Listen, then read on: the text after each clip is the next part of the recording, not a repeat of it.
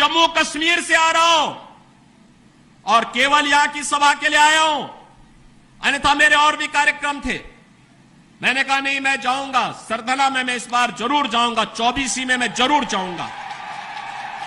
और बहनों भाइयों, मैं इसीलिए आया हूं आपसे कहने के लिए, जो लोग गुमराह कर रहे हैं उनके गुमराह में आने की आवश्यकता नहीं। ये लोग कभी नहीं आएंगे। फिर जाति के सौदागर उपयोग करेंगे, बाद में सौदेबाजी करके गायब हो जाएंगे। हमें किसी भी ऐसे व्यक्ति के बहकावे में नहीं आना है जिससे हमारा राष्ट्र धर्म खतरे में आए।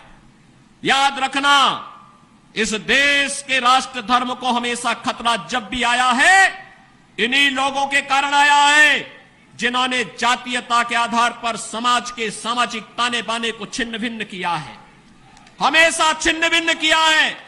और बहनों और भाइयों, मैं आपको इस बात के लिए आश्वस्त करता हूं कि कोई माय के लाल बाल बांका नहीं कर सकता है। सुरक्षा की इतनी पुख्ता व्यवस्था हमने की है यूपी के अंदर।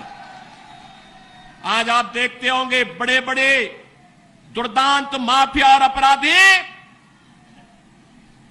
किस कदर उनकी दुर्गति हो रही है।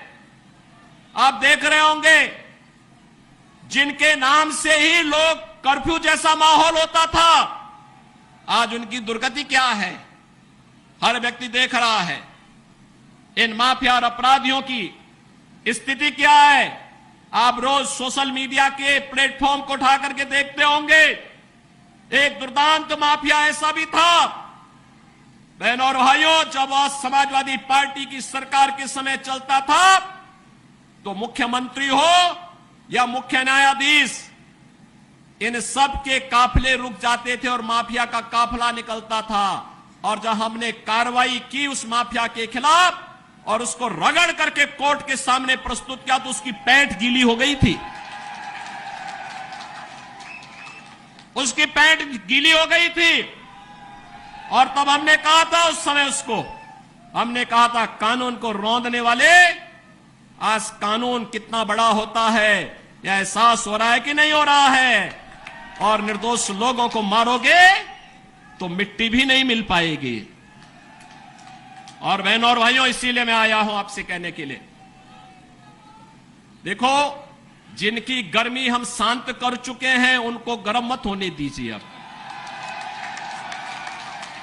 इस क्षेत्र को विकास की मुख्य धारा के साथ जुड़ने दो।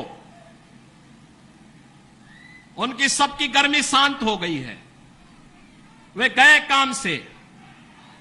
और इसीलिए मैं आप सबसे अपील करने के लिए आया हूं कि पूरे देश की एक आवाज है, पूरा देश एक ही स्वर में बोल रहा है।